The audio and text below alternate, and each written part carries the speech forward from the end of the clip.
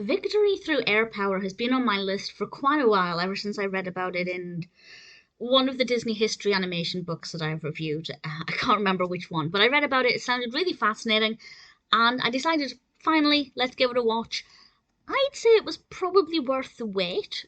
Depending on what you're interested in, there will be things that fascinate you, but maybe not everything. For me personally, I was interested at the very beginning when they talk about the history of the aeroplane and kind of how it was created with the Wright brothers and things. And then it kind of went through the First World War, and I wasn't that fascinated.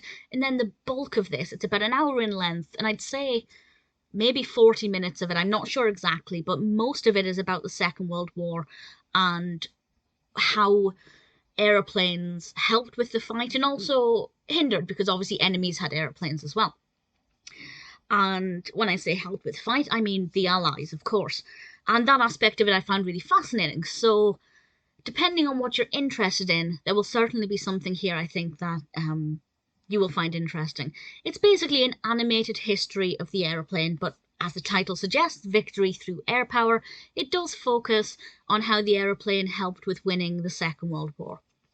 And I found it to be very well animated. The animation style is very easy to watch, it's very easy to follow. There are a lot of. I thought it would be kind of quite dark and gritty because obviously it's largely about the Second World War, but I feel like the color certainly shifts. It's very brightly colored at the beginning, and then as it gets darker in tone, the colors do get darker, but the planes and things still have color to them, and it is very easy to watch. It doesn't feel too dark, too murky, and I think that works very well because sometimes the information that we're being told, it's narrated by Art Baker, very well narrated, very clear and easy to follow, but sometimes the information's quite technical, and I'm maybe not that interested personally in some of the more technical aspects, but visually it still held my attention.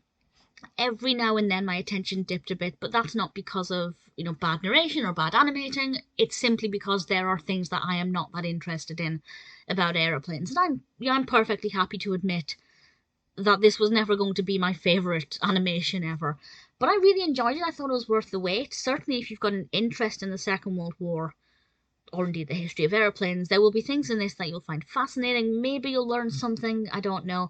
It does focus on individual figures, not just Hitler, but some others as well, who have played important roles in the development of the aircraft and who flew certain aspects of the war to victory.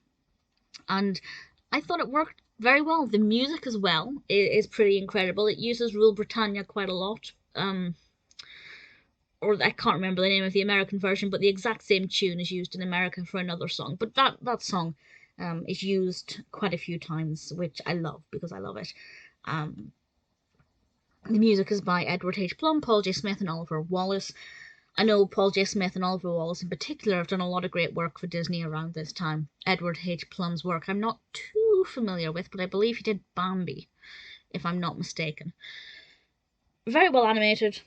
Consistent in style and tone, with shifts every now and then where it's necessary, clear narration with some, really easy to digest facts, but some also occasionally heavy technical information for those who are interested in it. But it doesn't mean that everything that's going on is difficult to follow once the technical information is delivered.